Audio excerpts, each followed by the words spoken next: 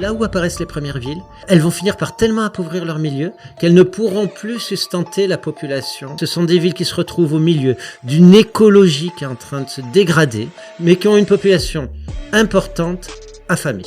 Donc, il y a une sorte de paradoxe abyssal à avoir notre succès actuel, mais à se demander si le pas suivant, ça va pas être celui de la chute.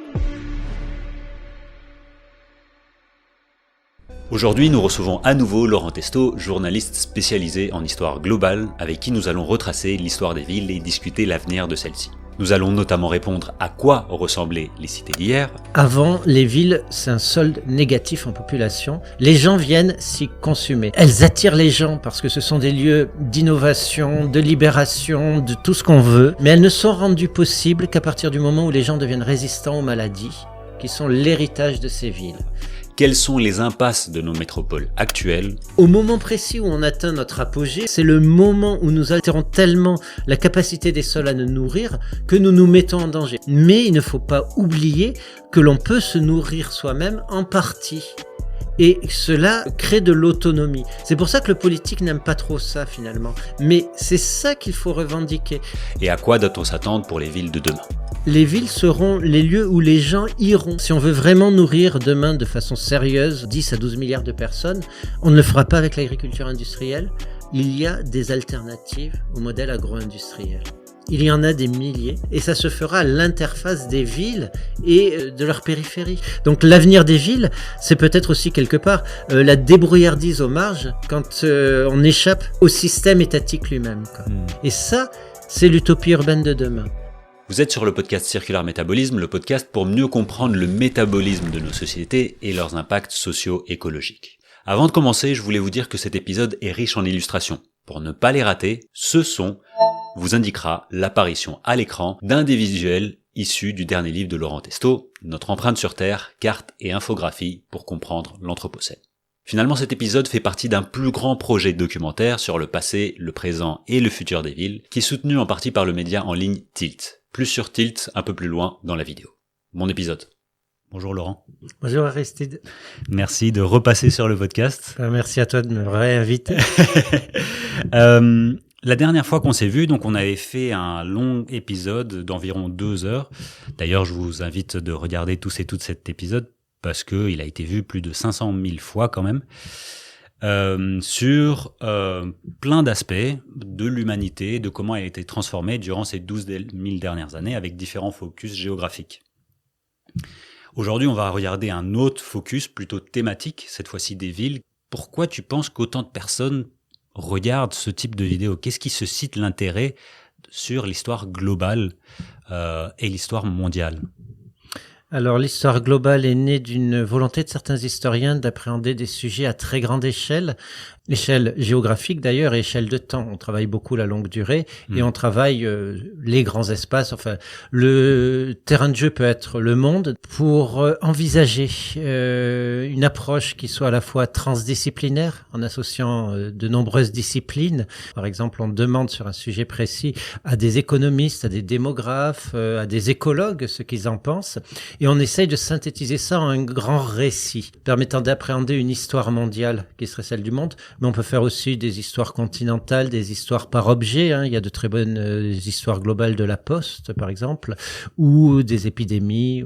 Voilà. Je ne suis pas un chercheur. Je suis quelqu'un qui va regarder la littérature, notamment américaine, sur la question, et qui va regarder les études. Il y a de très nombreuses études qui paraissent aujourd'hui en histoire, et notamment en histoire longue. Donc, ces sujets-là, ça me nourrit, mais une des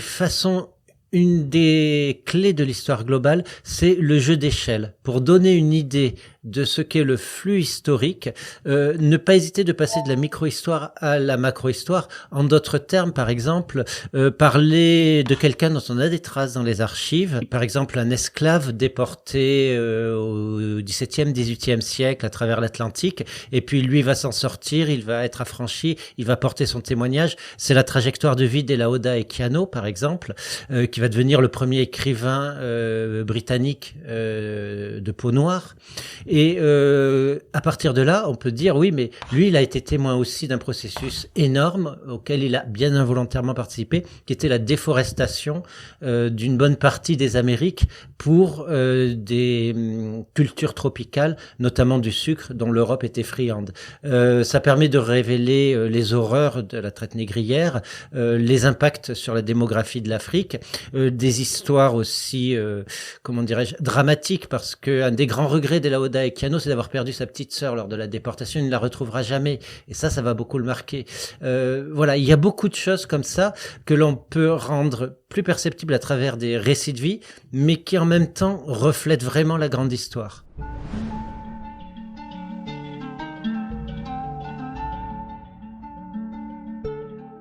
Donc j'aimerais parler avec toi de la ville, de l'urbain, de l'urbanisation. C'est un espèce de grand domaine qui a plusieurs couches et sous-couches.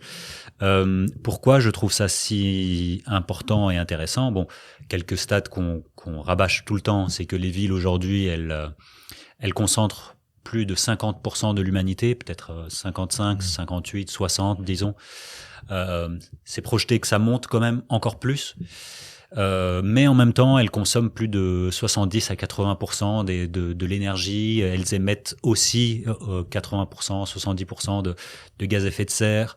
Pour les déchets, c'est autour de 60%. Donc, c'est vraiment une force majeure de transformation de notre environnement. Donc, je vais montrer plusieurs graphes qui se trouvent dans votre livre et que j'aimerais qu'on commente ensemble. La première chose que j'aimerais qu'on regarde ici, donc c'est le nombre de personnes qui sont sur la planète, comment on a évolué. Donc on voit la population globale, comment elle a évolué. On voit un grand plateau assez lent, d'une croissance assez lente. Et à partir du XXe siècle, à partir de la Seconde Guerre mondiale, on voit cette explosion. La population dans les villes, qui est la moitié de la population globale, donc entre 4 et 5 milliards de personnes. Qu'est-ce que ça représente dans le temps et dans l'espace?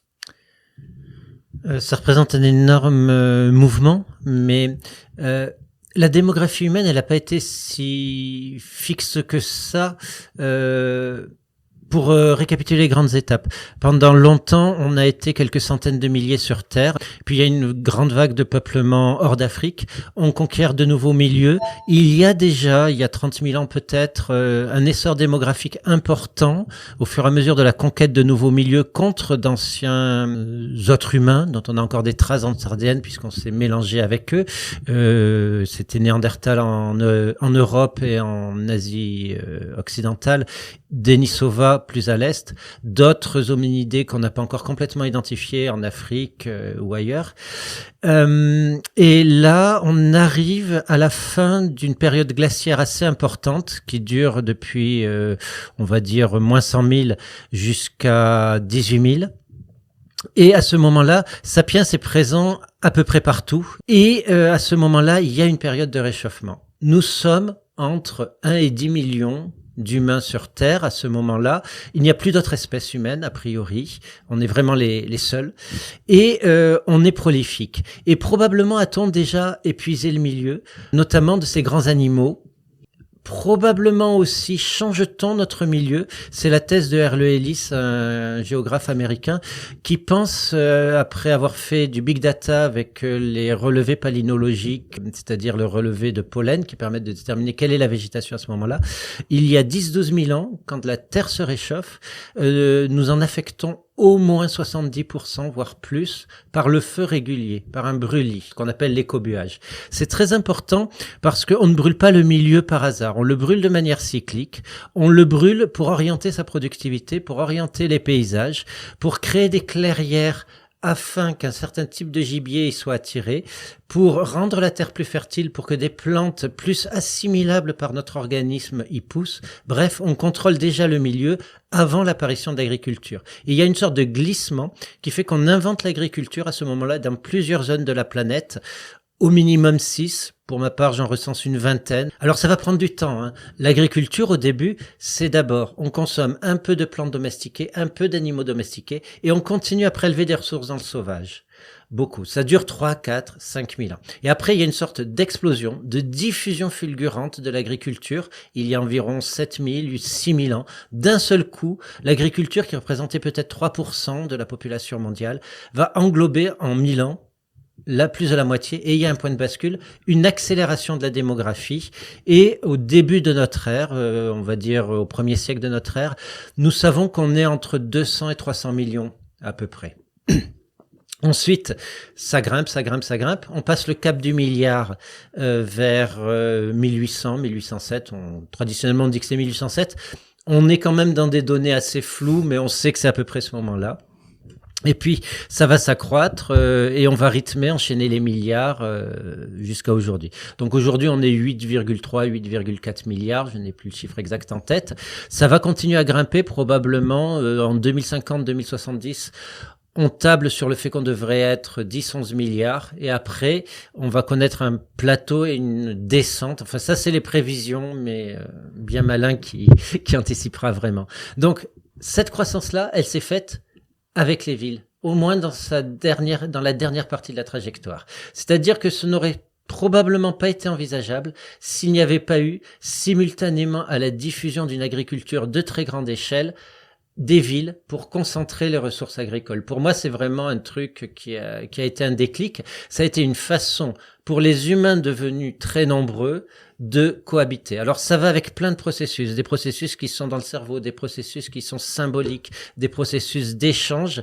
C'est bien plus que de la physique, en fait, pour moi, les villes. C'est aussi un imaginaire. Voilà, c'est les deux parties qu'il faut voir pour mieux enregistrer cette dynamique, je pense. Et pour aussi comprendre qu'en fait, partout où on était, on a fait des villes très différentes au début. C'est après, lorsqu'il y a eu certaines hégémonies d'exercer, que les villes ont commencé à se fondre dans un certain modèle. Petite pause avant la prochaine partie pour vous parler du partenaire de cette vidéo, le média digital Tilt. Je suis très content que Tilt soutienne à nouveau la chaîne, d'autant plus dans ce projet passionnant qui explore le passé, le présent et le futur des villes. Si vous regardez cette chaîne depuis un moment, c'est que vous essayez de mieux comprendre les crises socio-écologiques que nous traversons et comment agir de manière systémique. Mais c'est assez difficile de trouver du contenu de qualité et qui est basé sur des connaissances scientifiques sur Internet. Et c'est là qu'intervient Tilt. Je suis ce média depuis plusieurs années pour découvrir des chercheurs et des chercheuses, mais aussi des témoignages sur les inégalités sociales et environnementales, le réchauffement climatique, le droit des femmes et plein d'autres sujets. Et dans le cadre de notre collaboration, j'ai posé 2 questions exclusives à Laurent Testo que vous pouvez retrouver sur leur plateforme YouTube et Instagram. Les liens se retrouvent en description de cette vidéo. Bonne découverte et de retour à la vidéo. Tu as mentionné donc sur cette carte-ci, sur cette fameuse domestication du vivant des humains. Oui, triple domestication, comme je dis, les animaux, le vivant et les humains. Exactement. Et donc, tu mentionnes ici, donc on voit, si on zoome un tout petit peu, la première étape serait Jéricho, et puis on voit d'autres foyers, entre guillemets, qui apparaissent, qui vont de l'un à l'autre, des fois qui apparaissent simultanément ou de manière parallèle. Quand on voit cela, je voudrais rebondir sur le fait que tu as mentionné qu'il n'y avait que très peu de personnes qui faisaient de l'agriculture, disons avant l'Holocène, et que après, en tout cas, il y a eu simultanément quelques céréales, quelques moyens d'agriculture. Au début des arbres, a priori, c'est-à-dire que ce qu'on trouve le plus vieux comme trace en fait de culture contrôlée, c'est du bouturage de figuier il y a 13 000 ans dans justement ce qu'on appelle le croissant fertile. C'est plus toute la partie qui part, on va dire, de l'Égypte pour aller jusqu'au nord de l'Iran, et la civilisation de Jomon au Japon, où on voit très clairement qu'ils plantent qu'ils sèment des arbres dont ils se nourrissent. Donc des chênes pour les glandes, des châtaignes, des choses comme ça, voilà. Donc ça, c'est une reproduction contrôlée que les humains font, peut-être en observant d'ailleurs quelque part le comportement de certains animaux, puisqu'on sait qu'il y a des écureuils ou des oiseaux comme les geais qui prennent des glands, voilà, et qui vont ou des noix, et qui vont les semer, c'est un grand mot, mais en tout cas les enfouir sous terre pour les récupérer plus tard pendant l'hiver, et qui vont en oublier une partie qui va donc faire avancer la forêt, germer. Mais là-dedans, dans cette bascule que tu as mentionnée, quels ont été un peu les facteurs principaux de se dire, Est-ce que c'est du essai-erreur? Est-ce que c'est de la domination vers ceux qui ne le faisaient pas, de l'agriculture? La fulgurance, en fait, pour moi, la bascule de ce 7e, 6e millénaire, je pense que c'est les maladies. Très clairement, à partir du moment où on s'établissait quelque part en sédentaire, même si on avait des moyens d'épurer le système, notamment les porcs et les chiens, qui mangeaient les excréments, consommaient, voilà, on concentrait les pathogènes. Et dans toute leur histoire, jusqu'à récemment, jusqu'à l'hygiénisme, au progrès contre les maladies de la fin du 19e, avant, les villes, c'est un solde négatif en population, c'est-à-dire que elles attirent les gens parce que ce sont des lieux d'innovation, de libération, de tout ce qu'on veut. Donc, ce sont des aimants, des phares. Mais c'est un peu comme la flamme d'une bougie qui attire les papillons de nuit. Les gens viennent s'y consumer. On y meurt plus jeune, il y a plus de maladies. C'est pas forcément agréable à vivre, mais il y a une formidable émulation parce qu'on est au contact de plein de nos semblables et que l'on peut créer des nouvelles technologies, voilà. Les villes sont des foyers d'innovation. En tant que telles, elles attirent de manière gravitationnelle tout ce qui les entoure, mais elles ne sont rendues possibles qu'à partir du moment où les gens deviennent résistants aux maladies, qui sont l'héritage de ces villes. Plus on concentre les populations, et surtout en Eurasie, plus on les concentre avec du bétail dont ils se nourrissent, c'est-à-dire des vaches, des poulets et des porcs, plus on crée un écosystème où les pathogènes sont complètement à l'aise, sautent d'une espèce à l'autre, enrichissent leur patrimoine, deviennent résistants aux façons dont on peut les traiter et donc nous posent des problèmes démographiques et nous font mourir prématurément. Ça rappelle un peu Jack London qui disait je préfère être une étoile filante qui se consume mais vivre pleinement ma vie quitte à ce qu'elle ne soit pas longue. C'était ça le choix d'aller à la ville longtemps jusqu'au 19e siècle. Et les villes ne deviennent possibles qu'à partir du moment où les gens ont été tellement exposés de manière répétitive de génération en génération à ces maladies qu'elles tuent beaucoup moins et que leurs enfants héritent de résistance. Et 6e, 7e millénaire, il y a suffisamment de gens résistants pour pouvoir se diffuser. Et à partir de ce moment-là, qu'est-ce que c'est une personne résistante? C'est une personne qui porte la maladie en elle, mais qui n'en meurt pas.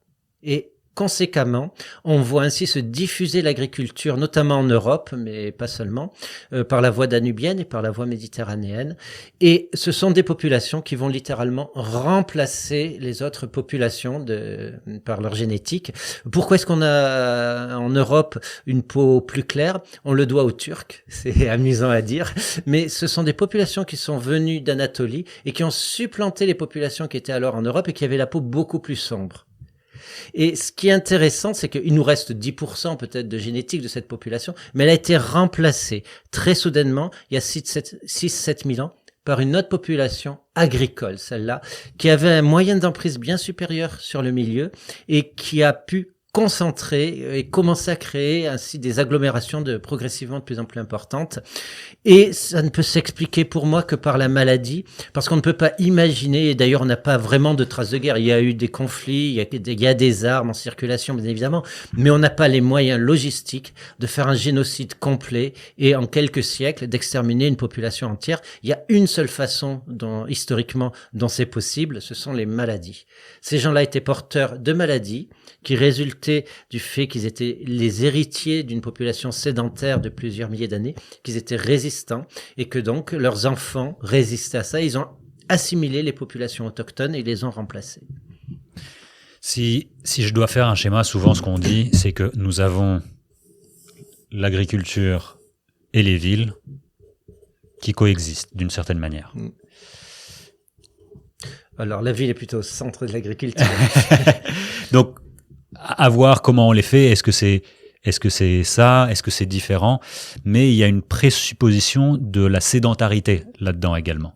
C'est que dans notre tête, qui dit ville, dit État, dit centralisation, dit un certain type d'habitat, un certain type de gouvernance et du coup un certain type d'agriculture également. Oui, mais on est aveuglé aussi par le modèle eurasien. C'est-à-dire le modèle céréalier. en d'autres termes, le modèle de la monoculture céréalienne. On est aveuglé aussi par la Bible. Alors, un des premiers trucs sur lesquels je voudrais revenir, les Hébreux se sont définis en opposition à la ville. Dans la Bible, la ville est le lieu de la perdition, Babylone par exemple, mais c'est aussi le lieu de la rédemption quand elle est céleste. C'est Jérusalem, c'est voilà. Et cette tension-là, elle nous habite complètement. Et elle nous fait penser qu'il n'y a qu'une seule forme de ville dans l'histoire. C'est-à-dire, ce qui apparaît dans le croissant fertile, ce sont des villes céréalières, parce que on peut créer une hiérarchie à partir du moment où on a une ville centrale, où on peut développer des artisanats spécialisés, notamment liés à la forge, à la céramique. On peut faire des céramiques littéralement série. La première grande ville dont on est trace dans l'histoire, Uruk, ça veut dire la ville, elle se rend célèbre et elle inonde le monde entier. Et à l'époque, le monde d'Uruk, qui est quelque part en Irak, dans le sud de l'Irak aujourd'hui, le monde d'Uruk, ça va jusqu'en Inde. Ça envoie des céramiques jusqu'en Inde. Le fait de travailler la poterie leur fait inventer la roue, très probablement. C'est une invention qui se diffuse, qui permet de monter des chars avec les roues. On arrive à construire des technologies qui servent aussi à dominer. La ville permet la concentration. L'idée qui préside à ça, c'est que ce sont les céréales qui le rendent possible. Parce que une céréale, ça pousse à l'année de manière prévisible. Ça peut permettre l'établissement d'un calendrier sacré dont quelqu'un se dit « Je suis l'héritier, je suis le grand prêtre, je suis le roi. Moi seul peux lire les étoiles, décider quand sont les dates des récoltes. » Alors les paysans y arrivent très bien tout seuls à deviner les dates des récoltes. Simplement, ce rituel-là permet de dire « J'envoie aussi des gars qui, grâce à moi, sont beaucoup mieux armés. Ils ont des chars, ils ont de la métallurgie, des lames en bronze, des cuirasses. Et donc, ils vont en imposer partout et ils vont racketter. Ils vont prendre le surplus de céréales. Ils vont laisser aux populations productives de quoi vivre, de quoi passer l'hiver, mais ils vont prendre tout le surplus, ce qui va permettre de concentrer une société de plus en plus pyramidale, de plus en plus efficace aussi à extraire des ressources du milieu. Et c'est aussi dans ce bassin, à peu près au même moment, qu'on invente l'écriture, c'est-à-dire un moyen de décompter, c'est un moyen comptable, de savoir exactement quels sont les flux, de les mesurer et de les optimiser. Ça, c'est une vision de la ville qui est, en effet, on doit concentrer. La ville obligatoirement concentre le pouvoir, obligatoirement reprend tous les surplus, etc., etc. Tu peux nous raconter un peu les travaux de Scott et de Graeber Alors, je souscris à ce que dit Graeber dans Dette, 5000 ans d'histoire. Je suis un peu plus réticent sur le livre qu'il a co-signé avec Wengrow parce que voilà, il y a des problèmes méthodologiques dans ce livre, à mon avis, très très forts.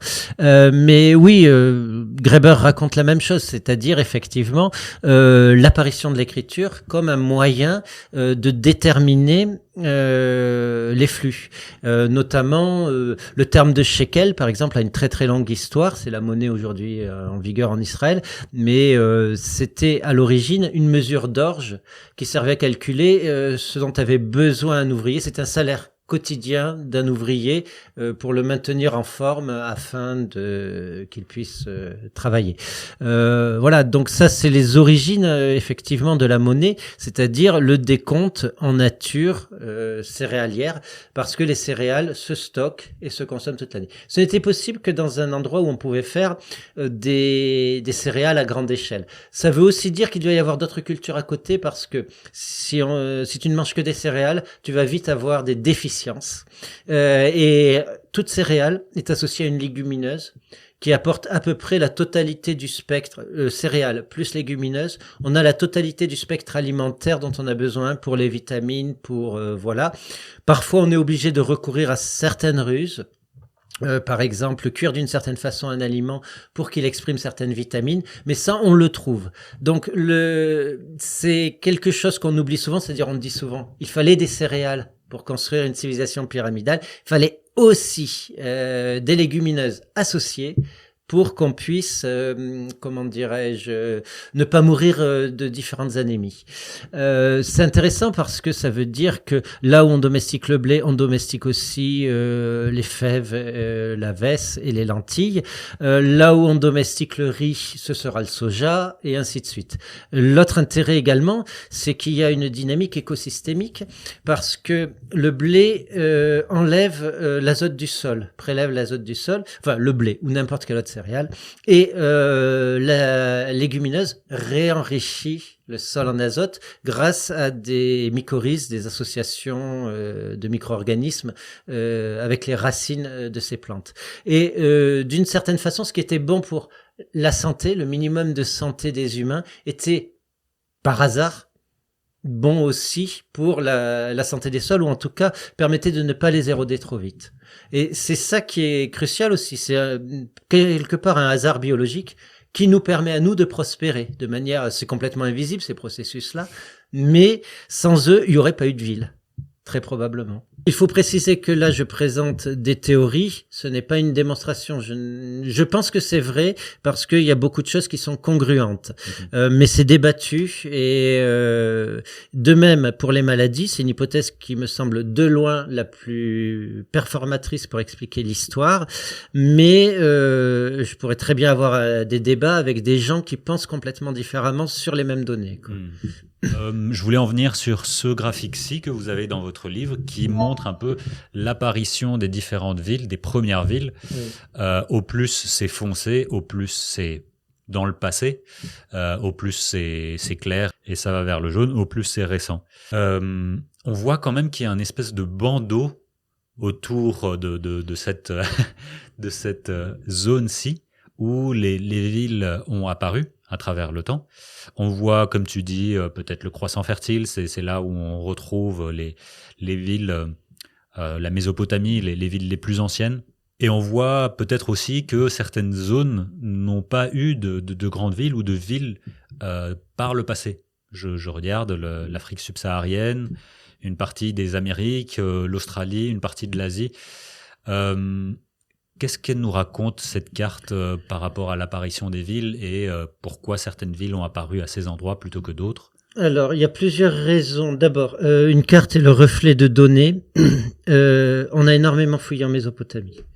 Donc, on a plus de traces de villes qu'ailleurs. Ça, c'est quelque chose d'important à garder en tête, c'est qu'il y a des trous dans la raquette. Une des personnes avec qui je travaille en histoire globale, Vincent Capdepuis, défend ainsi, il a peut-être raison, hein, je ne me prononcerai pas sur le fait, on a cherché les villes, les premières villes, automatiquement le long des cours d'eau, parce qu'on n'imaginait pas qu'on puisse le faire sans mettre de l'eau dans les cultures, sans irrigation. Lui, il défend qu'en fait non, simultanément il y avait des villes en altitude dans des endroits où il n'y avait pas de grands cours d'eau, et une de ces villes a été trouvée assez récemment en Iran, il y a une décennie. Voilà. Et elle est contemporaine des premières villes de Mésopotamie, le long des cours de l'Euphrate et du Tigre. Donc c'est pas dit. Et on va trouver des choses assez étonnantes dans les plaines d'Ukraine, etc. assez récemment, des agglomérations importantes où malgré tout, il y avait pas forcément, ça ne répondait pas forcément à cette idée de l'irrigation. Voilà. Ou en tout cas, ce n'était pas la maîtrise des crues périodiques d'un grand fleuve qui autorisait l'établissement de villes, contrairement à ce qu'on a posé comme dogme. Ça, c'est le premier point. Deuxième point, en Afrique, un certain nombre de maladies empêchaient les concentrations urbaines. Donc, il y avait des fortes concentrations de population sur des territoires donnés, mais on vivait différemment. C'est la même chose pour les deux Amériques. Alors, pourquoi est-ce qu'on vivait différemment?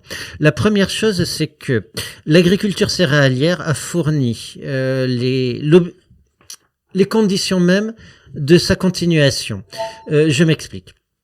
Dans cette bande-là, à partir du moment où on fait de la céréale, notamment croissant fertile, puis après en s'étendant vers l'Europe, vers les grandes plaines d'Ukraine, etc., vous avez d'abord de la forêt, Vous rasez la forêt, vous la brûlez et vous cultivez dessus parce que dans les cendres, c'est là où il y a le plus de fertilité. Puis au bout d'un moment, ce sol-là, il est épuisé.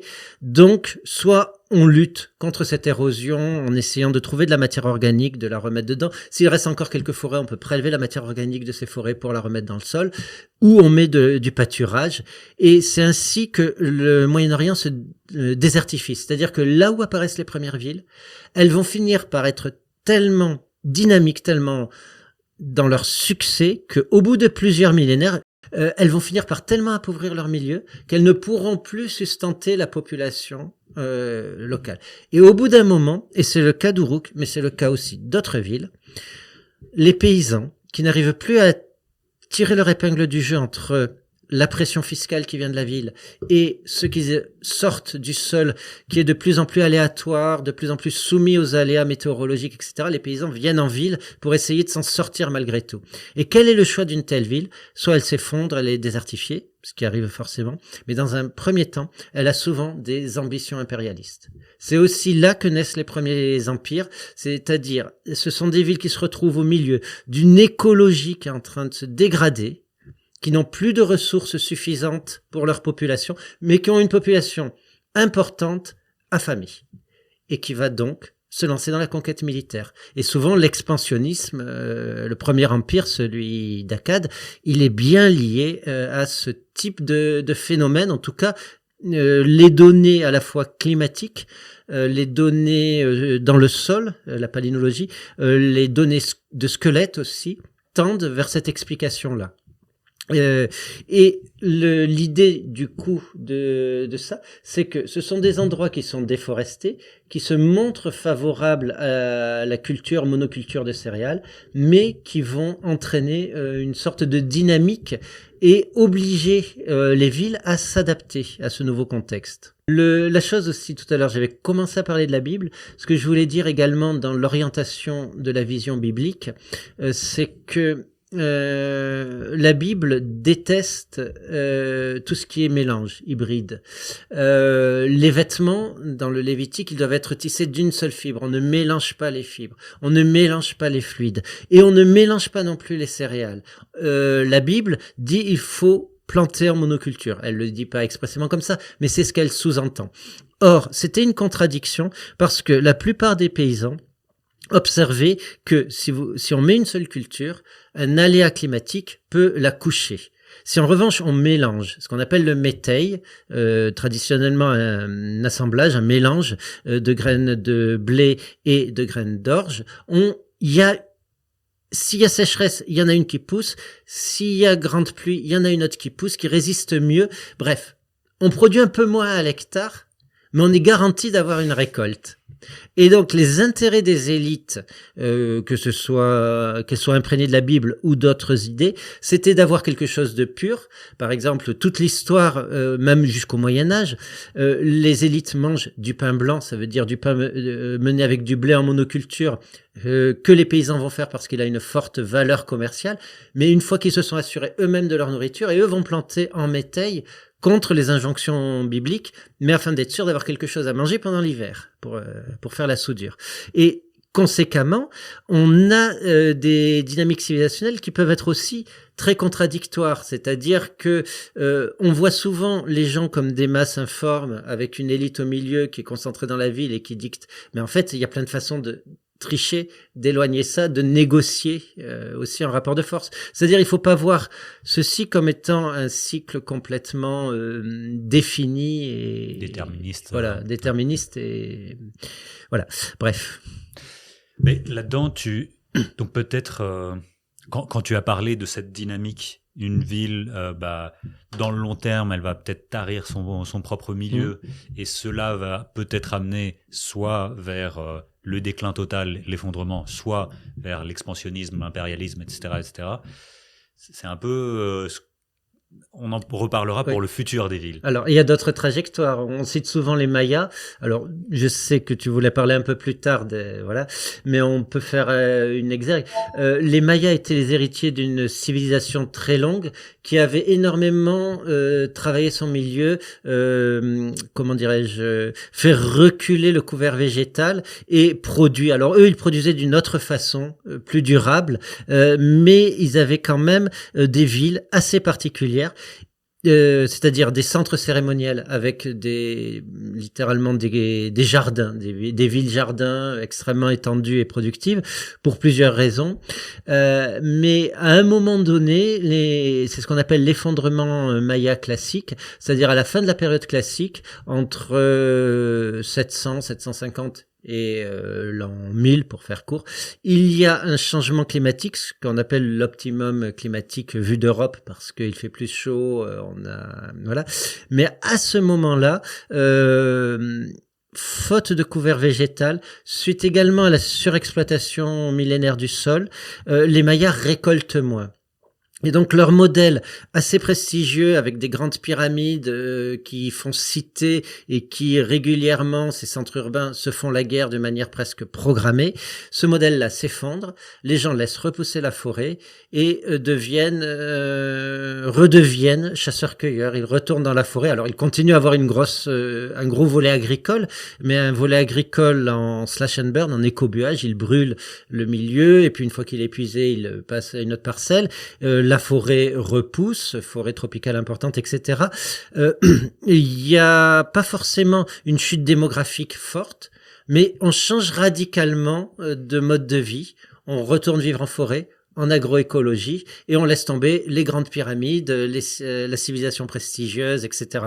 Alors, nous, on dit c'est dommage, c'est ce qui nous reste des Mayas, c'est les grandes pyramides.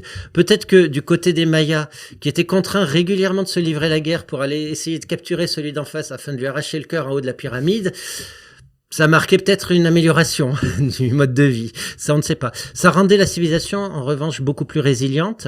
Les Aztèques, qui étaient une civilisation très urbanisée, ont été balayés en 2 ans par les Espagnols à cause des maladies. Les Mayas, il a fallu 170 ans aux Espagnols pour en venir à bout dans leur jungle, etc. Même si leur niveau technologique était moindre, même s'ils n'avaient pas de grandes villes ou de réalisations prestigieuses, ils étaient devenus, ce faisant, beaucoup plus résistants. Donc, l'avenir, voilà, c'est presque des fables, mais ces histoires-là, elles nous montrent qu'il y a eu d'autres trajectoires que l'impérialisme ou que, comment dirais-je, l'effondrement du milieu. Là-dedans, quand on parle de première ville, on voit les tailles, elles sont un peu différentes. On est autour des 5 000, 10 000, 20 000, 30 000. Ou la première sédentarisation, c'est 30 000, mais c'est des tout petits villages et ça ne dure pas forcément très longtemps. Enfin, on a Sungir en Russie, on a quelques sites en Dordogne où les gens sont probablement en habitat permanent, sédentaires. Mais vraiment, la sédentarisation, c'est pendant l'Holocène. Ça commence donc il y a 11 700 ans. Jéricho est une petite bourgade, en fait, un village. La première ville digne de ce nom, c'est Uruk, avec des milliers d'habitants, quoi. Avant ça, on a des sites urbains avec des monuments assez spectaculaires, mais probablement au début, on a juste un monument, un lieu de culte où les chasseurs-cueilleurs viennent régulièrement, font des festins, puis repartent. On a trace de ce genre d'endroit en Turquie, en Iran. On voit que ces populations-là, elles font d'énormes distances, c'est-à-dire plusieurs centaines de kilomètres, en apportant un gibier spécifique. En Iran, par exemple, c'est du sanglier de partout, pour des cérémonies annuelles. Donc ce sont des groupes dans lesquels on fait des échanges matrimoniaux, échanges de matériel, voilà. Mais les premières villes, c'est plutôt des sites, des marchés en fait. Ensuite, il y a des villes permanentes et vraiment la première, c'est Uruk. Là, on a une quasi-certitude. Et puis, très vite, ce modèle-là se multiplie, effectivement. Plus on devient nombreux, plus cette dynamique-là, elle est porteuse. Mais je pense que la ville est vraiment la chose, l'apogée de l'artifice. C'est-à-dire, c'est ce qui permet, pour nous, humains, de ne pas seulement échanger de manière très ponctuelle, mais échanger de manière permanente. On peut décider d'avoir des marchés hebdomadaires, par exemple. Et donc, les flux deviennent permanents, les flux d'échange, les flux de savoir, les flux de technologie. Et donc, les villes sont des accélérateurs, en fait, de civilisation. Et ce n'est possible qu'à partir du moment où on a les conditions écologiques de l'établissement pérenne, à savoir un flux continu d'alimentation, une capacité à imposer à sa périphérie des drains suffisants en matériaux de construction, en nourriture, en matériaux. Voilà. À partir du moment où on fait à la fois de la céramique, de la construction, il faut du bois, des briques, il faut nourrir la population.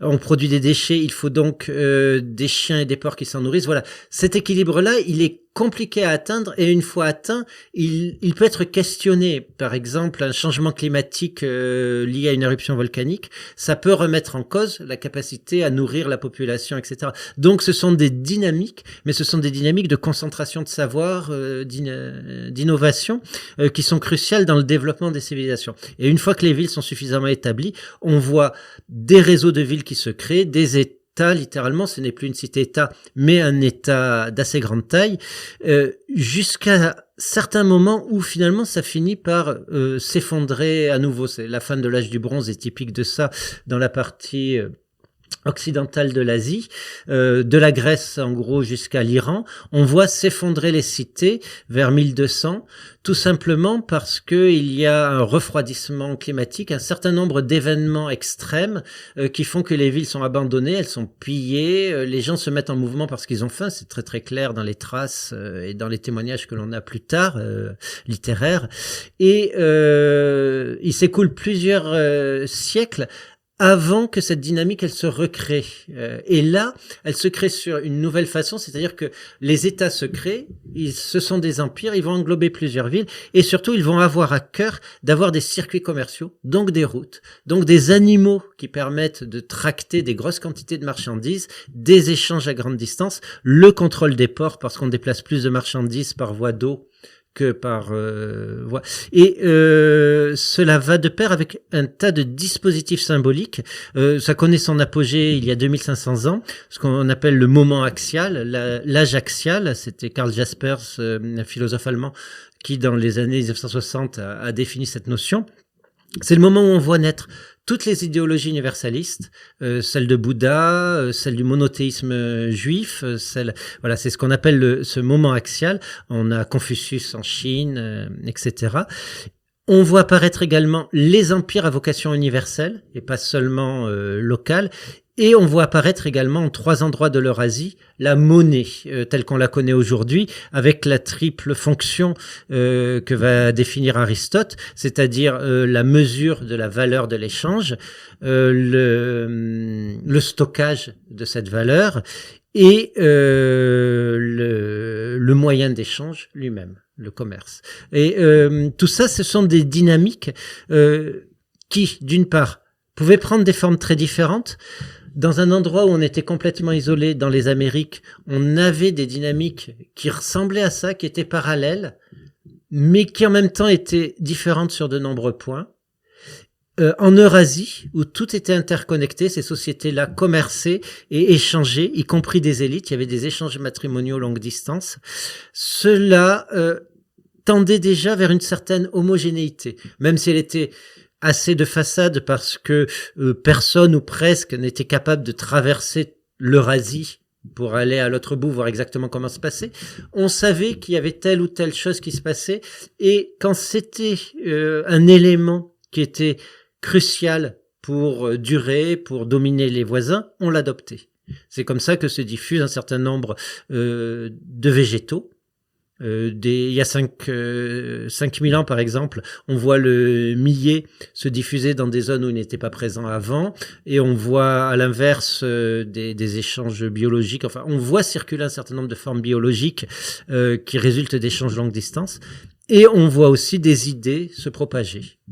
Il y a une tension vers l'homogénéisation, c'est-à-dire que le succès des uns fait que ils imposent leur modèle aux autres progressivement, et c'est ce que va faire l'Europe finalement à partir du XVIe siècle. Elle va s'imposer au reste du monde en imposant notamment son type d'urbanisme hérité des Romains. C'est ça. C'est ça. Et ça me parle beaucoup, cette histoire, parce que ça nous... On comprend... Enfin, aujourd'hui, en tout cas, quand on voit les villes, elles sont aussi toutes un peu pareilles d'une certaine manière. Ah ben, j'ai l'habitude de présenter une photo et de demander où c'est. Ouais. Et il y a quelques traits qui permettent de le deviner quand on est familier du contexte, mais sinon, effectivement, toutes les villes se ressemblent. On construit de la même façon. Merci Henry Ford et consorts, quoi. On construit autour de la voiture des grands axes, bien droits. Ça, c'est l'idée romaine de la ville coloniale, d'ailleurs. Hein. Cardo, Decumanus. On croise, bon, je crois que tu es familier de ces notions.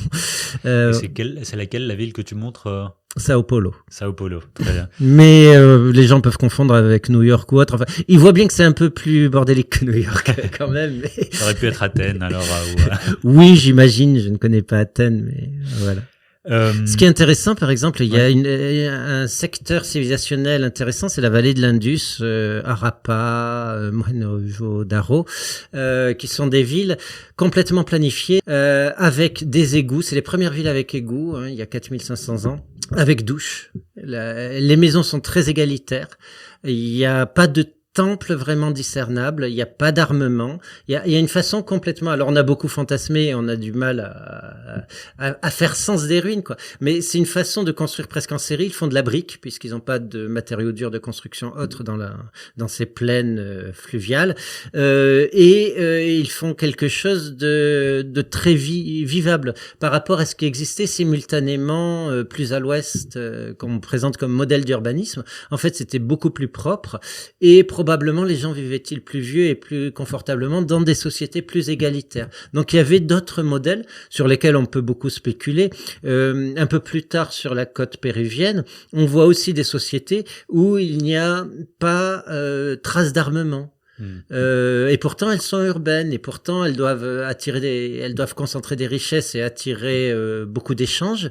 Mais pour autant, on n'éprouve pas le besoin de consacrer de gros moyens à se protéger de l'extérieur, ce qui veut dire qu'il y a socialement probablement d'autres relations que celles de la prédation à ce moment-là. Probablement les populations avoisinantes trouvent plus intéressant de venir échanger des matériaux, elles y gagnent plus que de venir piller.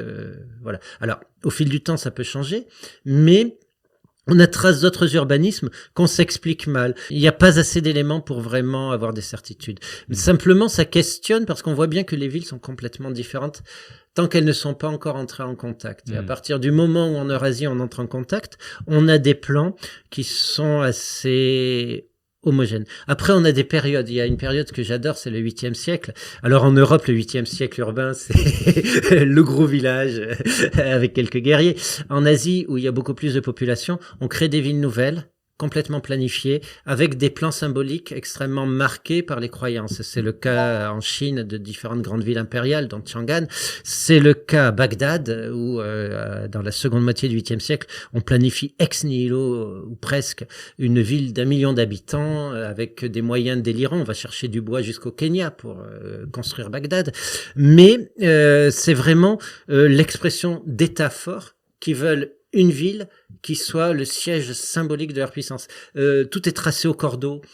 Alors Bagdad c'est rond, Chang'an c'est carré, séparé, voilà, avec une répartition symbolique dans l'espace qui correspond à ce que eux pensent de l'espace. Et en même temps, c'est des villes. Pour ceux qui ont les moyens de l'habiter, on est vraiment dans des sociétés inégalitaires. Ce sont des villes qui doivent être très agréables, avec des jardins, des parcelles clairement définies. Voilà. Après, on sent que c'est des villes faites pour une élite qui elles-mêmes sont servies par toute une foule de domestiques, de dépendants ou d'esclaves.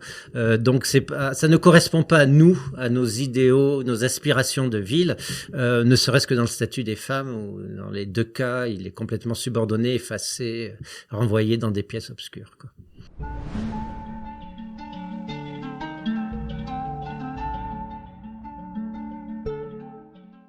Si je dois illustrer un peu ce qu'on est en train de raconter, on va arriver au présent, là. Donc, dans le présent, disons que toutes les villes sont assez homogènes. Par le passé, on a eu différentes alternatives. On voit que plusieurs de ces branches ont disparu au fur et à mesure où on avance pour avoir une certaine homogénéité. Et évidemment, notre question à 1000 points, c'est qu'est-ce qui se passe ici ? Alors, d'abord, je dirais qu'on pourrait presque tracer une autre voie, parce qu'il y a au moins 1 milliard, sinon 2 milliards de personnes qui vivent en habitat informel. Oui. Ce qui n'est pas du tout la même chose. Qui sont en ville, mais Qui sont en ville, mais qui ont construit elles-mêmes leur baraque avec les matériaux disponibles, souvent des tôles, des choses comme ça, qui ont elles-mêmes organisé leur urbanisation, qui ont vu naître des organisations qui ont assuré les services étatiques. C'est comme ça qu'est né le Hezbollah, par exemple, au Liban. On y voit l'organisation terroriste, paramilitaire, etc., qui a pris le pas sur l'État.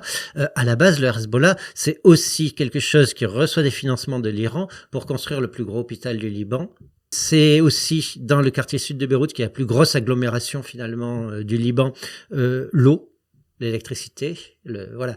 Et c'est un État dans l'État. Et les narcotrafiquants dans les favelas d'Amérique du Sud jouent quasiment le même rôle.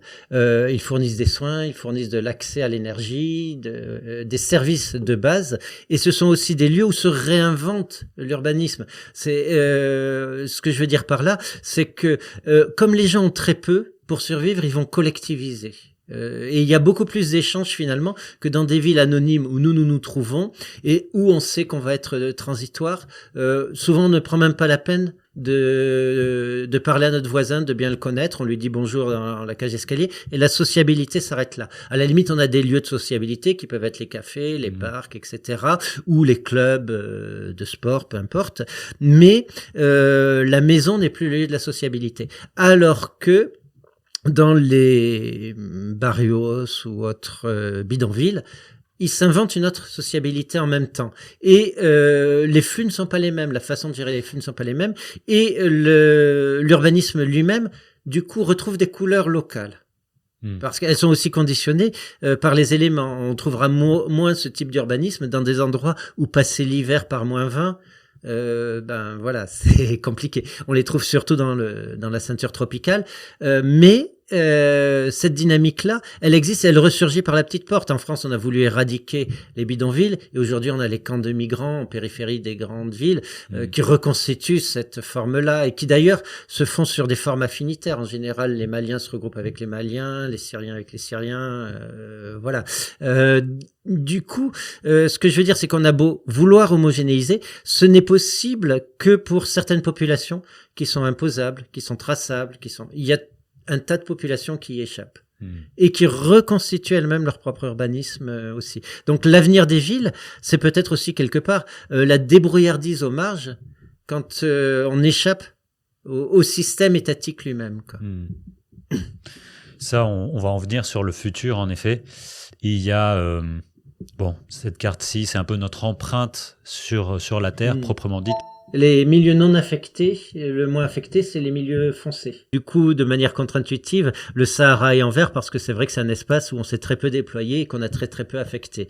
Alors que le reste, ça correspond en fait à nos lieux d'éligibilité, d'existence. Ça reflète la concentration humaine en fait, en creux. Bien sûr. Donc là, on est, si tu veux, ici, dans ce tronçon-ci, où on va regarder le présent, la marque de l'humanité à travers les villes. Václav Smil parle toujours qu'en 3 ans, la Chine a produit autant de ciment que les États-Unis au cours en du 100 ans. XXe siècle. Oui. Il y a une autre figure qui s'y retrouve aussi, c'est que la Chine a produit autant d'acier en 2 ans que le Royaume-Uni depuis la révolution industrielle jusqu'à aujourd'hui. Enfin, voilà, ça c'est un peu pour comprendre la vitesse et l'accélération des flux. La Chine va probablement avoir bientôt la plus grande conurbation au monde avec l'interconnexion de villes entières sur sa partie est. C'est ça. Ce qui est absolument extraordinaire, quoi. C'est des villes dont on n'a même pas idée. On ne connaît pas les noms de ces villes. Elles dépassent les 10 millions d'habitants, quoi. Qui est la plus grande, je pense, est de 33 millions d'habitants. Quelque chose en comme Chine, ça. ils en sont à 44 millions sur une conurbation. C'est Ben Wilson qui le dit, qui a fait une superbe histoire des villes, d'ailleurs. d'ailleurs dans Metropolis, et qui considère qu'en fait Li Ying en Chine est de loin la plus grosse conurbation aujourd'hui avec 45 millions d'habitants et qui est la connexion de 3 villes en fait, de 3 métropoles même pourrait-on dire. On va même parler de l'Afrique et de la conurbation autour de Lagos, etc. Oui, tout à fait. Avec cet habitat informel qui fait que finalement on ne sait pas où commence et la ville où qu'elle s'arrête, puisque ça échappe même à la capacité des pouvoirs publics de quadriller l'espace et de dire ça sert à ça, ça sert à ça. Ouais.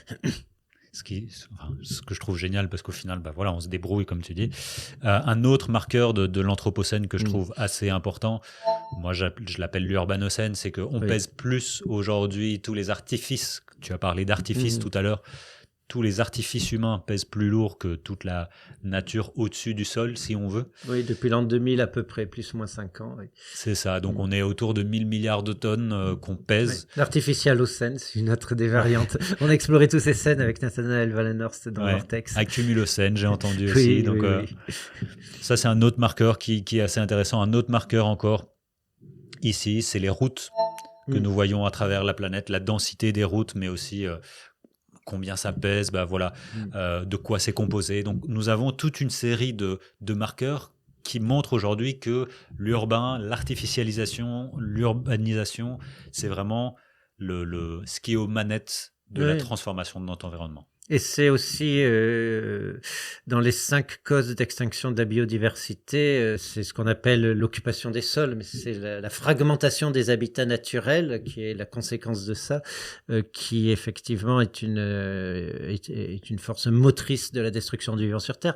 Ce qui est extrêmement préoccupant parce qu'en fait, quand on parlait de tous ces flux, quand je disais que les villes d'antan ont fini par périr à un moment à force d'avoir surexploité leur milieu, quelque part, et de ne plus avoir assez de ressources pour nourrir leur population à partir.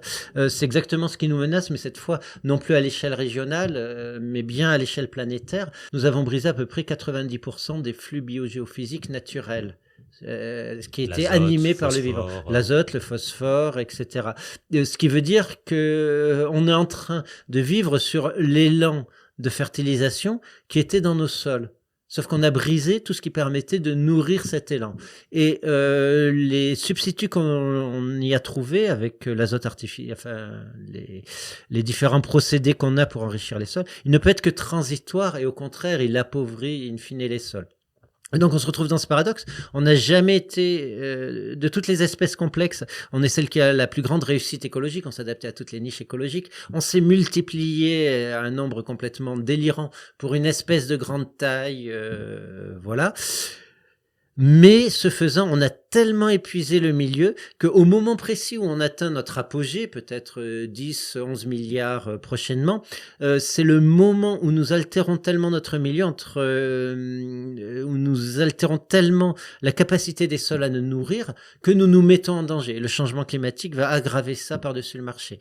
Donc, il y a une sorte de paradoxe abyssal à avoir notre succès actuel, mais à se demander si le pas suivant, ça va pas être celui de la chute, quoi, dans l'abîme, et à se demander, mais comment on fait pour survivre sur un monde appauvri, dont on a extrait un grand nombre de ressources, brisé la plupart des processus circulaires qui permettaient de le maintenir en dynamique, alors même que nous n'avons jamais été aussi nombreux avant. Et c'est l'avenir des villes, c'est ça. Est-ce qu'on doit continuer à rester dans les villes ou est-ce qu'on doit revenir à d'autres formes beaucoup plus durables dans les campagnes? Et paradoxalement, je dirais probablement les deux, quoi. En 12 ans. On va revenir sur cette question à 1000 points à la fin de notre entretien. Donc, on a parlé de l'artificialisation, du dérèglement des flux.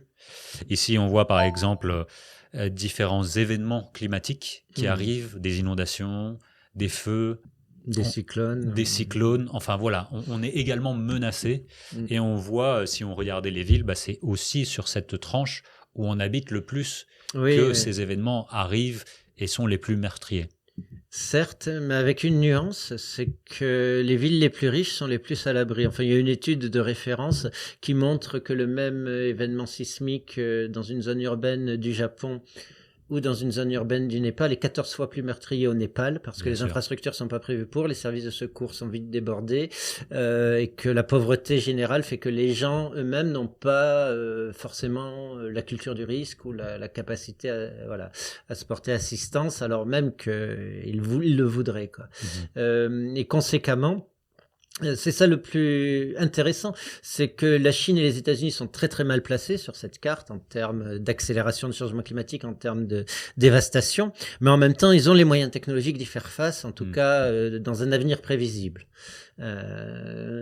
Alors que les pays africains, eux, ou d'autres pays d'Asie, auront beaucoup plus de mal.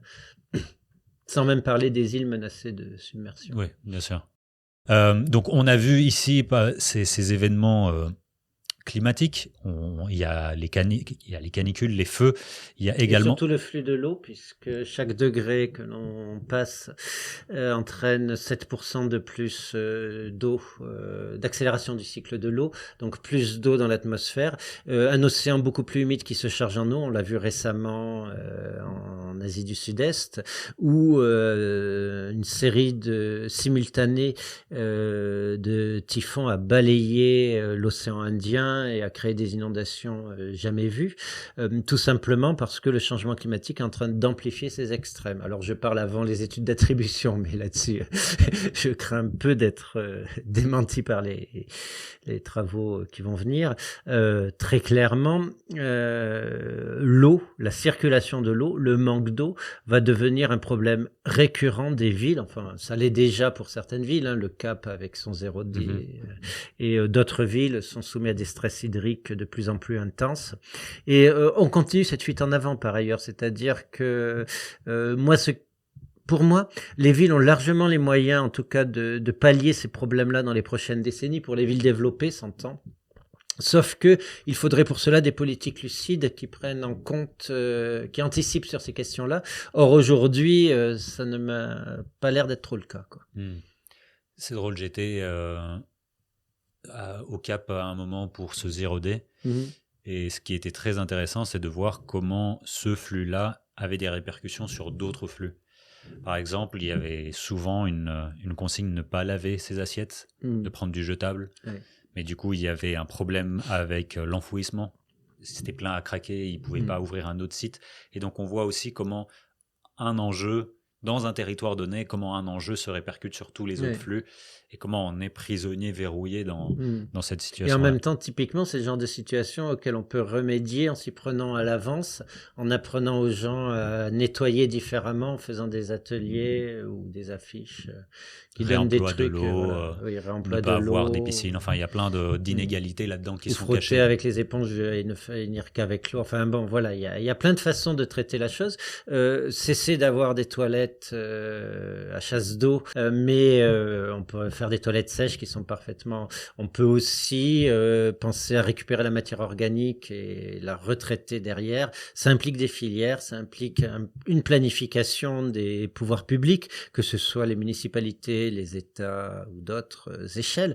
Mais c'est quelque chose, c'est des problèmes auxquels on est relativement aveugle avant d'y être confronté de plein fouet, alors même qu'on a les moyens de les anticiper. Dernier point avant de continuer sur le futur, sur un peu les conséquences qui pourraient nous attendre également. On l'a vécu avec le Covid. Ici, c'est un peu les pandémies et les différentes maladies qui ont pu exister hier comme aujourd'hui. C'est peut-être un des points qu'il faut qu'on fasse attention. Certes, mais alors moi, il y a un truc qui me chagrine avec les maladies, c'est que les maladies, c'est un produit pour moi de la sédentarité, sinon des villes, au moins de la sédentarité. L'immense majorité des maladies dont nous avons hérité aujourd'hui, elles sont nées pendant l'Holocène du fait qu'on soit de plus en plus nombreux. Voilà. Aujourd'hui, la biomasse humaine, c'est un tiers de la biomasse terrestre, de vertébrés terrestres. Donc on est énorme.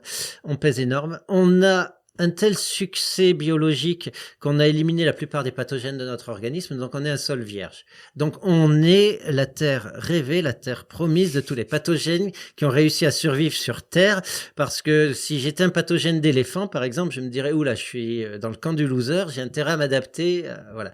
Ce qui se passe avec ce qu'on en parlait tout à l'heure, la fragmentation de l'espace vivant, ça inclut le passage de pathogènes vers l'espèce humaine. Voilà. Et on dit, mais les villes vont pas y résister. Les villes, elles ont construit leur histoire en résistant aux maladies. Les villes ont résisté à la peste noire, alors même que certaines villes avaient des taux d'attrition de 60 ou 80% dans leur histoire. Et pourtant, elles ont survécu et elles sont passées outre. C'est dans les villes qu'on a trouvé comment lutter contre le choléra, alors même que le choléra était le produit du colonialisme britannique. Le choléra a muté en Inde suite à un petit problème climatique lié à l'éruption du Tambora.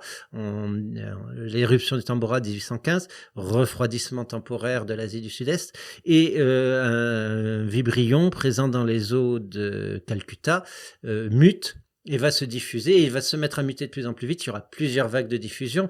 On le voit très bien, c'est les navires britanniques qui le répandent aux quatre coins de la planète.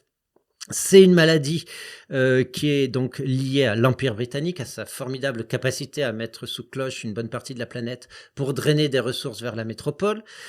On se dit, non, mais ça, c'est un truc, ils vont pas s'en remettre. Mais en fait, ils s'en sont très bien remis. C'est là où naît vraiment l'épidémiologie moderne, où un médecin a l'idée, autour de cette pompe, il y a plus de cas. Donc, c'est dans l'eau que ça se trouve. Et finalement, en 20-30 ans, on va identifier où c'est, on va trouver un moyen de défense, parce que les villes sont des lieux d'innovation, d'échange de savoir. On va thésauriser sur ce qui s'est dit. C'est pareil pour le Covid. C'est parce qu'on a des labos, mais les labos ne sont possibles que dans des formes très connectées, d'hyperespace urbain, en fait, quelque part, qu'on a pu définir très rapidement des vaccins, de travailler l'ARN messager, etc. Trouver un moyen de parade. Donc, on a eu de la chance avec le Covid. C'était pas une maladie très meurtrière par rapport à ce qui s'est vu dans le passé.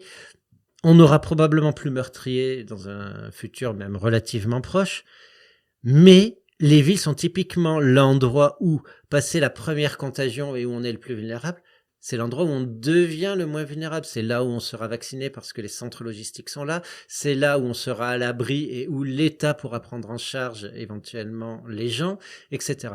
Donc pour moi, ni les pandémies, ni le changement climatique ne sont quelque chose qui vont mécaniquement mettre fin aux villes. Au contraire, puisqu'elles sont capables de concentrer, de drainer toujours plus de richesses et qu'elles sont structurellement conçues pour moi, les villes seront les lieux où les gens iront, continueront à aller. Et pour l'essentiel de leur histoire, les gens allaient dans les villes en sachant que c'était des lieux de perdition et qu'ils risquaient d'y mourir plus jeunes. Mais ils y allaient parce qu'ils étaient attirés par le bénéfice qu'ils avaient dans leur existence à être dans les villes. Et je pense que ça va perdurer, à moins de penser un changement radical dans nos modes de pensée. Mais nous sommes aujourd'hui tellement artificialisés, tellement accros à nos écrans, tellement que on va continuer à aller dans les villes. Pour moi, on va être... voilà. Sauf si, politiquement, on organise d'autres façons de vivre. Mais sinon, mécaniquement, si on laisse faire les choses comme elles sont, les villes vont continuer à enfler.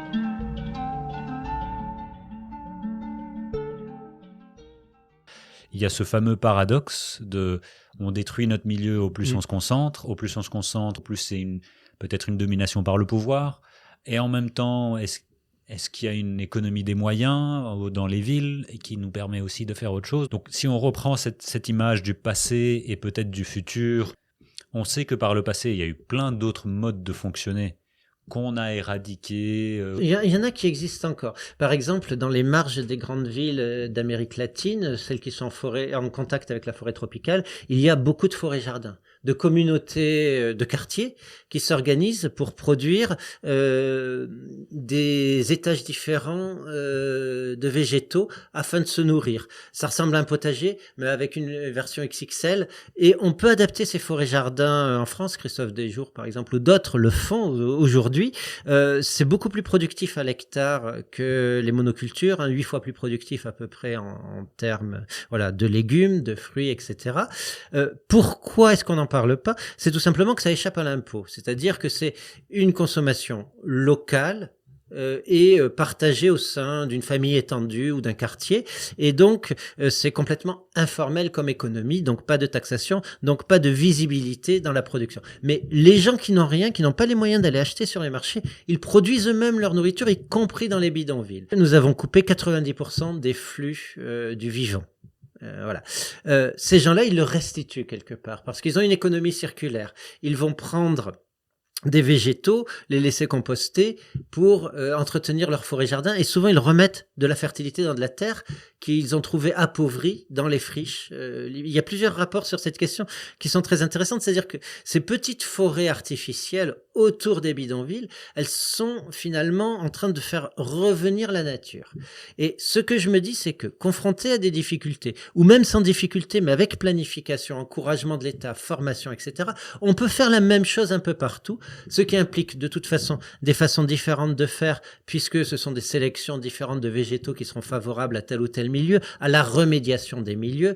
Et quelque part, c'est une répétition à l'échelle locale d'une des seules solutions, ou même pour moi de la seule solution globale, celle qui avait été définie par Wilson, un grand biologiste du XXe siècle, comme half earth, la moitié de la Terre. Il disait, pour restaurer les processus naturels, il faut réensauvager la moitié de la Terre. Ça ne veut pas dire exclure toutes les populations de la moitié de la Terre. Ça veut dire demander à des populations qui sont sur une bonne partie de la Terre de ne plus interférer avec les processus naturels, mais de se fondre dedans à la façon dont vivent traditionnellement les peuples autochtones.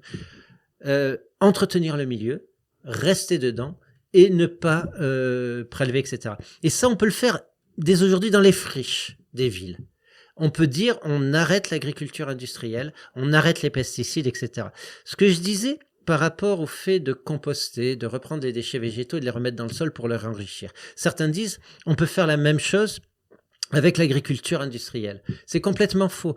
Les tentatives d'économie circulaire dans l'agriculture industrielle, par exemple, elles concentrent le cadmium. Il y a eu des expériences qui ont été menées et au bout de quelques années, on est obligé d'arrêter. Pourquoi ? Parce qu'en gros, on produit, je sais pas moi, de la betterave, on va dire. Voilà. Mais de la betterave en industriel, c'est-à-dire on met des engrais, on met des pesticides, etc. Et les déchets végétaux qu'on ne consomme pas directement, on les composte de manière industrielle et on les remet dans les champs pour éviter de payer à Monsieur Poutine du gaz naturel qui servirait à faire des engrais. Voilà. Le problème, c'est qu'on est obligé de rajouter du phosphore, par exemple, puisqu'il n'y a plus d'insectes.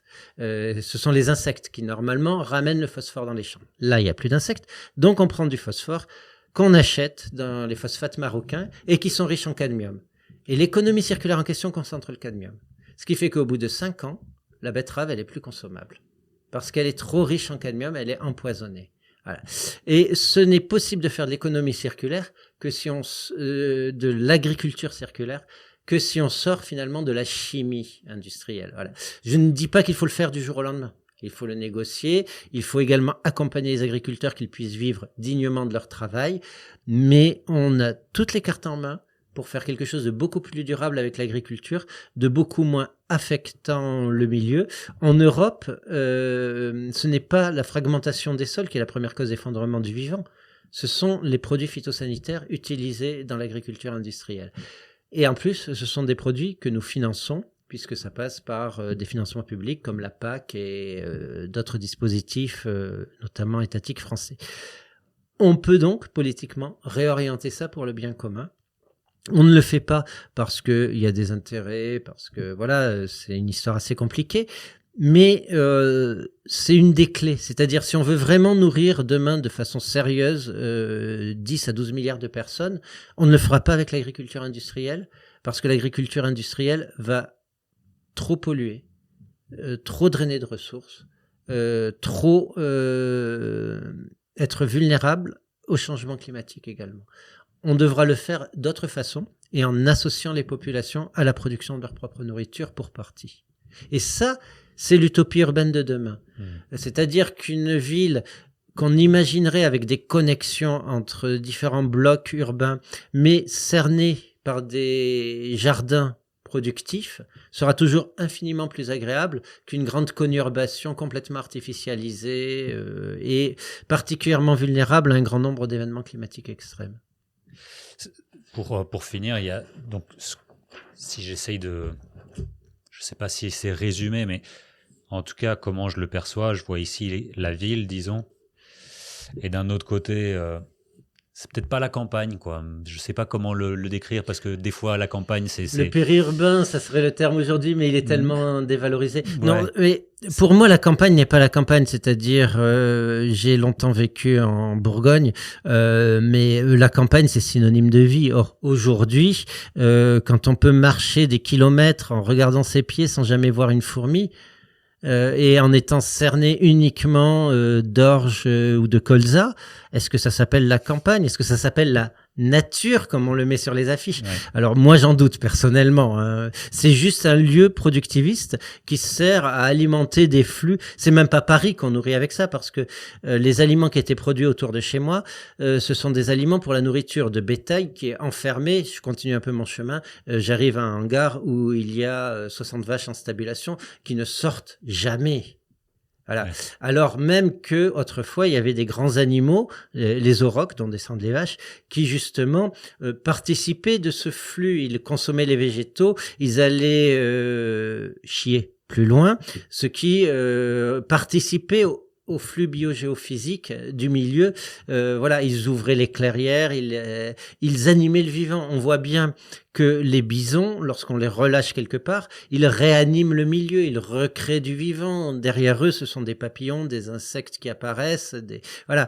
Et ce sont ces flux-là qu'il faut rétablir. Et il faut arrêter de penser uniquement en termes PowerPoint pour moi, c'est-à-dire planification, etc.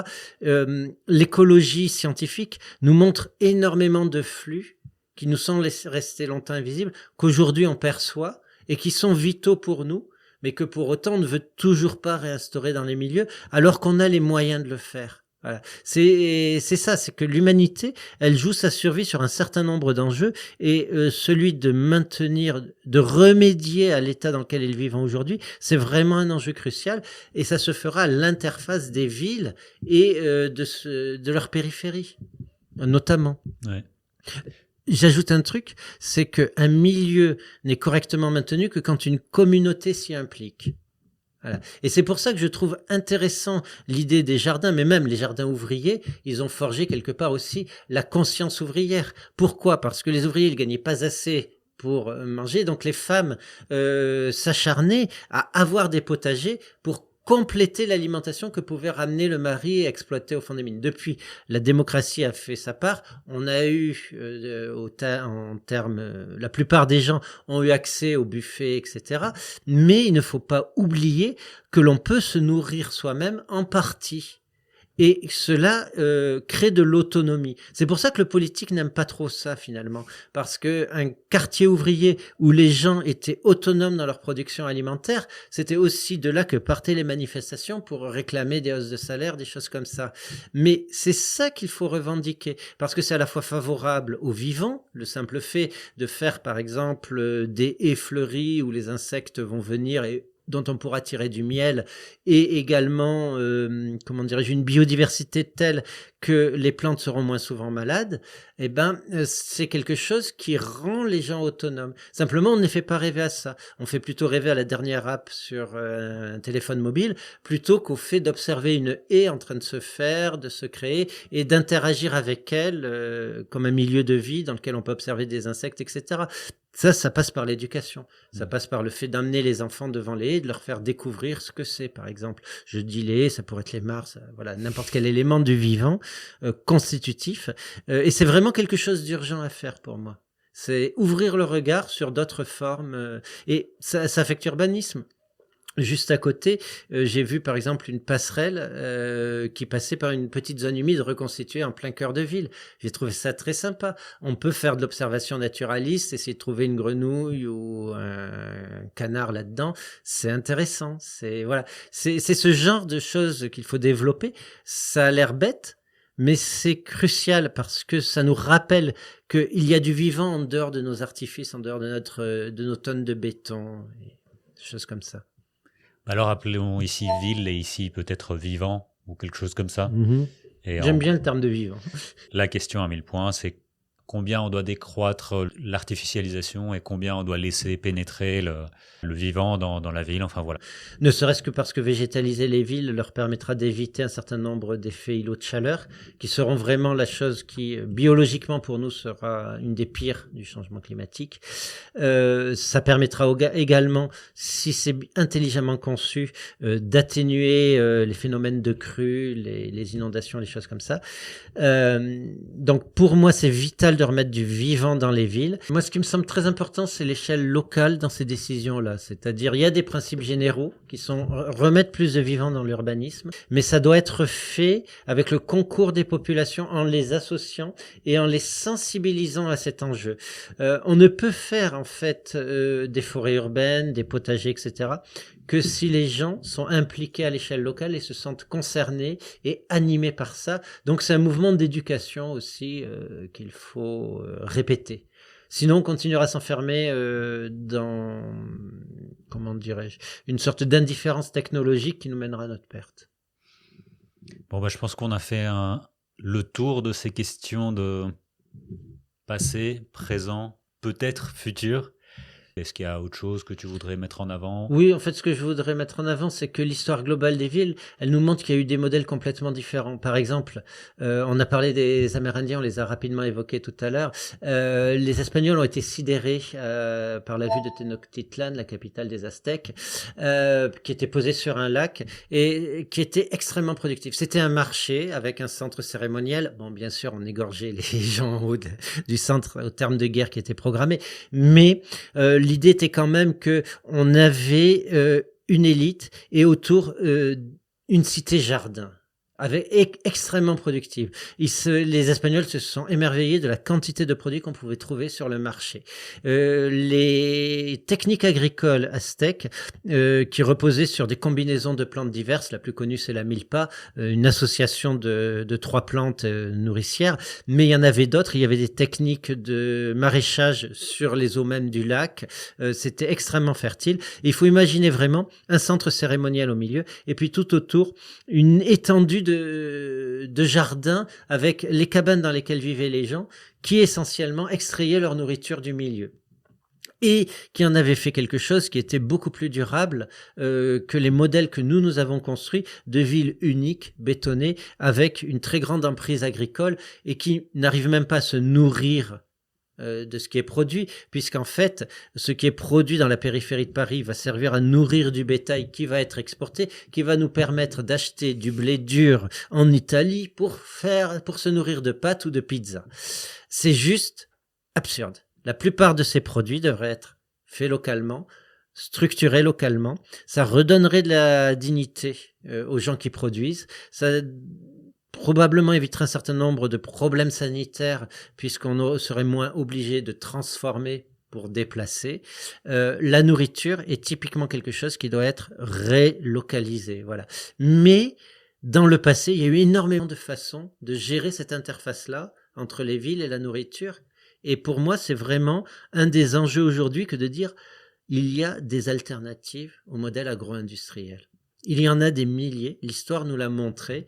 Et il ne faut pas hésiter à expérimenter, à s'inspirer du passé, ou même à commencer à nouveau frais à faire autre chose. Voilà. Et c'est vraiment par le ventre qu'on refera l'urbanisation, pour moi. C'est-à-dire, les villes se sont toujours vidées quand les gens n'ont plus à manger. Donc il va falloir continuer à nous nourrir, et on pourrait le faire de manière beaucoup plus intelligente que ce qu'on fait aujourd'hui. Un grand merci Laurent. Merci Aristide. Je vous invite d'aller voir notre premier épisode qui aussi a balayé pas mal de ces sujets. Tu as parlé des villes affamées, par exemple, comme Caroline Steele le mentionne également dans son livre. On avait fait un épisode ensemble, donc je vous envoie à cet épisode également. Et à très bientôt pour un nouvel épisode.